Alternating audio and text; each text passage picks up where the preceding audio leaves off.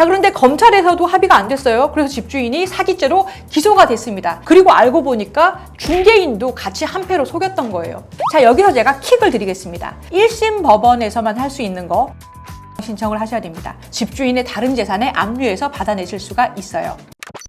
여러분 안녕하세요. 법대로 하시죠. 형사조수진의 조수진 변호사입니다. 전세 사기 당했을 때 보증금 돌려받을 때가 됐는데 집주인이 전화를 안 받는다. 알고 보니까 날랐어요. 아니면 집으로 공문이 왔는데 경매법원이라고 하면서 우리 집이 경매에 넘어갔다는 겁니다. 진짜 눈앞이 깜깜하죠. 하늘이 무너져도 호산할 구멍이 있습니다. 오늘은요, 전세 사기를 당했을 때 하셔야 되는 법적 대응을 순서대로 형사, 국토부 신고, 민사 순서로 착착착 정리해 드리겠습니다.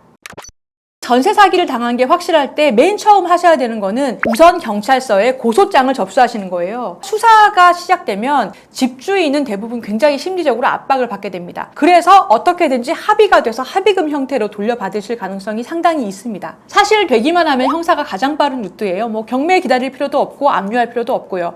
그런데 만약에 집주인이 돈이 없다, 합의가 안 됐다. 자, 그러면 그 다음으로 넘어갑니다. 검찰 단계로 가면요, 검찰에는 조정위원회라는 게 있어요. 그래서 조정 신청을 하시면 검사가 지정한 조정위원을 끼고 집주인하고 합의를 볼 수 있는 자리가 열립니다. 여기서 2차적으로 합의가 되시는 경우가 왕왕 있어요. 여러 번 나눠서 갚겠다든가 고소 취하 조건으로 합의하시는 경우가 있습니다. 자, 그런데 검찰에서도 합의가 안 됐어요. 그래서 집주인이 사기죄로 기소가 됐습니다. 자, 이러면 여러분들 뭐 하셔야 되냐면 1심 법원에서만 할 수 있는 거 배상명령 신청을 하셔야 됩니다. 그래야 집주인이 정말 돈이 없어서 이 집이 경매에 넘어가고 처벌받을 때도 이 배상명령장을 가지고 민사 판결문처럼 활용을 해서 집주인의 다른 재산에 압류해서 받아내실 수가 있어요. 자, 이렇게 해서 형사 절차를 고소해서 경찰서, 검찰, 그리고 1심 법원까지 거쳐서 주인이 처벌까지 받았는데도 해결이 안 난다. 보증금을 덜 받았다. 자, 여기서부터 대부분 집이 경매에 넘어가거나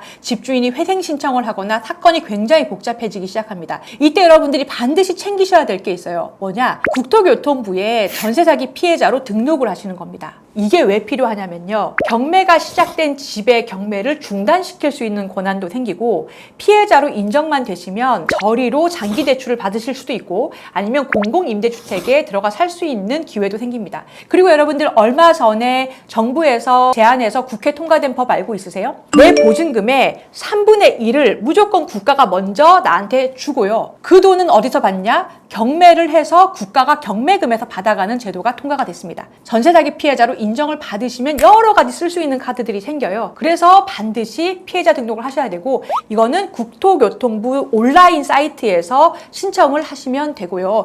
반드시 하셔야 될 게 이 네 번째 항목, 기망당한 걸 입증해라 라는 항목에 전세 사기로 인정받으신 고소장이나 아니면 경찰에서 검찰로 송치됐다는 결정문 또는 기소됐다라는 통지문 있죠. 그거를 넣으시면 거의 100% 인정됩니다.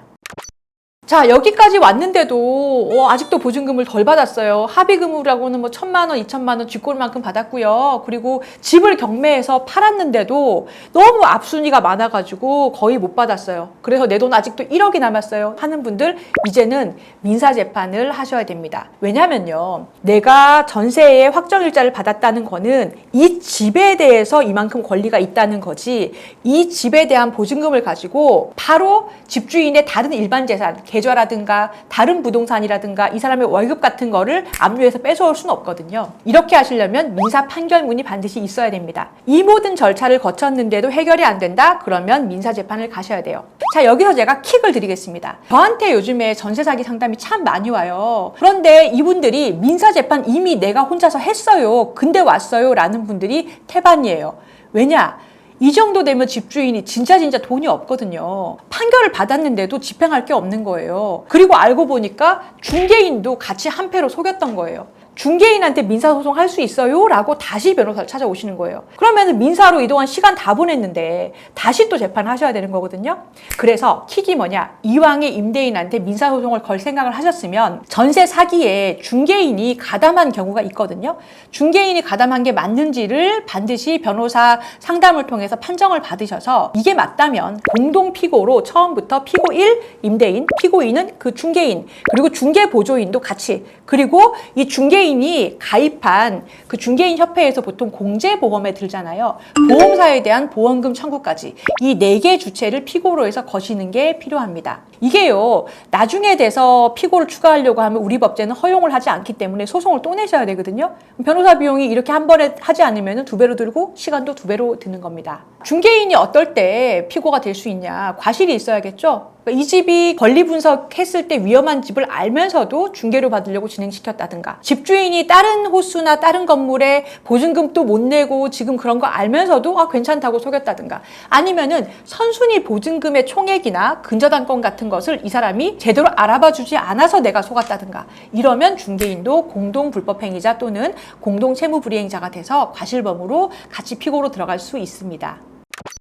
자, 여러분, 전세 사기 당하셨습니까? 하셔야 되는 법적 대응을 한 번에 정리해 드리겠습니다. 경찰서에 고소장 접수, 합의금으로 한 번에 해결. 안 됐다, 검찰로 갔잖아요. 그러면 검찰에 조정을 신청, 조정위원회에서 해결. 이것도 안 됐다, 1심 법원으로 임대인이 기소가 되면 배상명령 반드시 신청하셔서 판결문 받으시고요. 여기서도 해결이 안 되시면은 경매가 넘어가고 회생이 신청되고 이런 식으로 진행될 때 국토부에 전세 사기 피해자 등록을 하시는 겁니다. 그러면 여러 가지 경매 중단권이라든지 3분의 1의 보증금을 국가로부터 받는다든지 공공임대주택에 들어가는 등등의 혜택을 누리실 수가 있습니다. 이 모든 것을 했는데도 아직도 못 받은 보증금이 남으신 분들은 민사소송을 하시되 중개인도 과실이 있는지를 검토를 받으셔서 공동피고로 모든 관련자들에게 민사소송을 제기를 하세요. 임대인의 일반 재산에 대해서도 집행을 통해서 남은 보증금을 받아내실 수가 있습니다. 여러분, 전세 사기 당했다고 끝이 아닙니다. 차근차근 순서에 따라서 실타래를 풀어나가다 보면 조금씩이긴 하지만은 내 돈 다 돌려받으실 수 있으니까요. 너무 낙담하시지 마시고 내가 전세 사기에 해당하는지 전문 변호사의 상담을 통해서 확인을 한번 받아보시기 바라겠습니다. 지금 전세 사기로 고통받으시는 분들이 저와 상담을 원하신다면 더듬듬 법률사무소 02-6080-9936으로 전화를 주시거나 노톡 사이트에서 변호사 조수진을 검색하시면 빈 시간에 예약하셔서 상담하실 수 있습니다.